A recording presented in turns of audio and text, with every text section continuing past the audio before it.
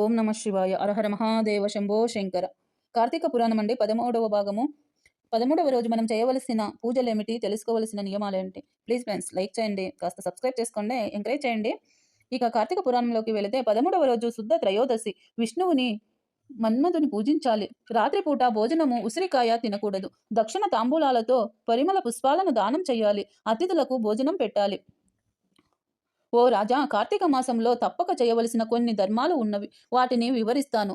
సావధాన దండోపై విను అన్నాడు. కార్తీక మాసములో నది స్నానముతో పాటు కన్యాదానము, ఉపనయనము, విద్యాదానము, వస్త్రదానము, అన్నదానము మొదలగునవి చేయవలసిన ఉత్తమ ధర్మాలు ఎన్నో ఉన్నాయి. ఒకవేళ ఉపనయమునకు ఆగు ఖర్చు అంతయు భరించుటకు వీలు కానప్పుడు దక్షిణ తాంబూలము మొదలైన సంభవములతో తృప్తిపరచినను మంచి ఫలము కలుగును. ఎన్ని బావులు చెరువులు త్రవ్వించినను ఒక బ్రాహ్మణ బాలునికి ఉపనయనమున చేసినంత వలసిన వచ్చు ఫలమునకు సరిరావు. అందుకన్నా ముఖ్యమైనది కన్యాదానము. కార్తీక మాసంలో భక్తి శ్రద్ధలతో కన్యాదానము చేసినచో తాను తరించుటయే కాక తన పితృదేవతలను కూడా తరించు చేసిన వాడగుతాడు. ఈ విషయాన్ని వివరించే ఒక కథ చెప్తాను, శ్రద్ధగా వినుము అని చెప్పసాగారు వశిష్ఠుల వారు. ద్వాదశ యుగములో వంగదేశానికి పరిపాలించే సువీరుడు అనే గొప్ప పరాకాశవంతుడైన ఒక రాజు ఉన్నాడు. అతనికి రూపవతి అయిన భార్య కలదు. ఒకసారి సువీరుడు శత్రురాజుల చేతిలో ఓడిపోయి భార్యతో కలిసి అరణ్యమునకు పారిపోయి నర్మదా నది తీరములో ఒక పర్ణశాలలను నిర్ణయించుకొని కందమములు తినుచు కాలం గడుపుతున్నాడు. కొన్ని రోజుల తరువాత అతని భార్య గర్భం దాల్చి ఒక బాలికను కన్నది. వారు ఆ బిడ్డను అతి గారాభముతో పెంచుచున్నారు. క్షత్రియ వంశమందు జన్మించిన ఆ బాలిక శుక్లపక్ష చంద్రుని వలె దినాభివృద్ధిగా పొందుతూ చూచువారికి కనుల పండుగగా ముద్దులకు మాటలతో చాలా ముచ్చటగా ఉండేది. కొంతకాలం తరువాత ఒకరోజు వానస్త్రుతిని కుమారుడు ఆ బాలికను చూచి ఆమె అందచందాలను మగ్నుడై బాలికను తనకు ఇచ్చి వివాహం చేయమని ఆ రాజును కోరాడు. అందుకు ఆ రాజు, ఓ మునికుమారా, ప్రస్తుతము నేను చాలా బీద స్థితిలో ఉన్నాను.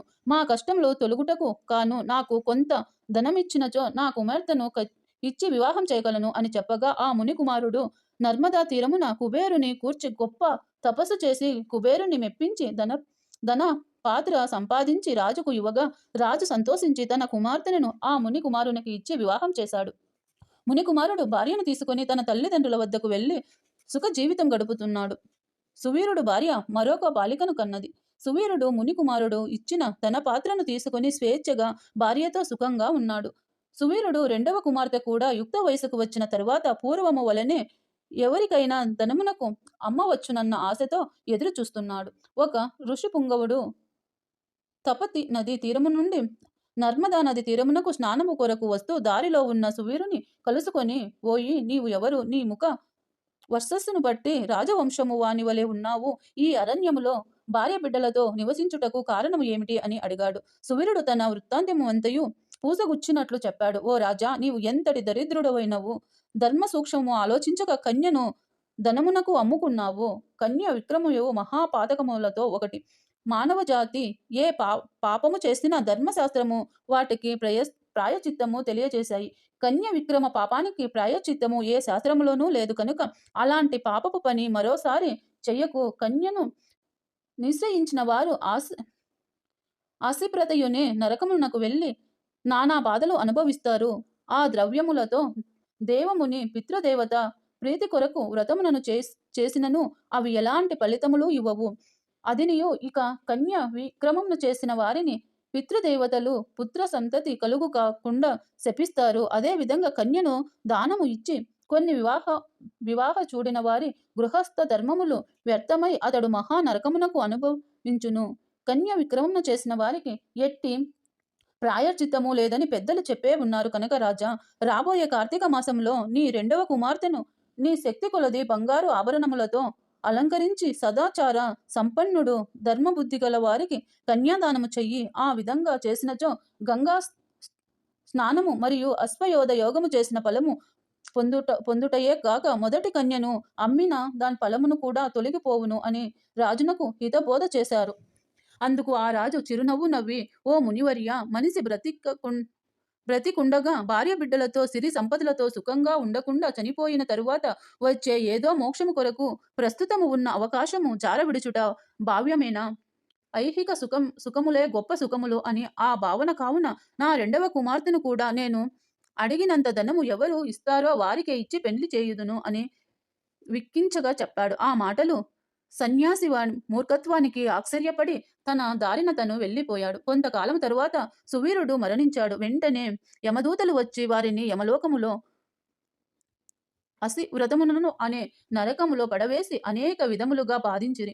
సువీరుడు పూర్వీకుడైన సుతకీర్తి అను రాజు ధర్మముక్తంగా ప్రజలకు పాలించి ధర్మాత్ముడై మరణించిన తరువాత స్వర్గమునందు సర్వ సుఖాలు అనుభవించుచుండగా సువీరుడు చేసిన కన్యా విక్రమ పాపము వలన ఆ కీర్తిన కూడా యమకింకరులు స్వర్గము నుండి నరకమునకు తీసుకొని వచ్చారు.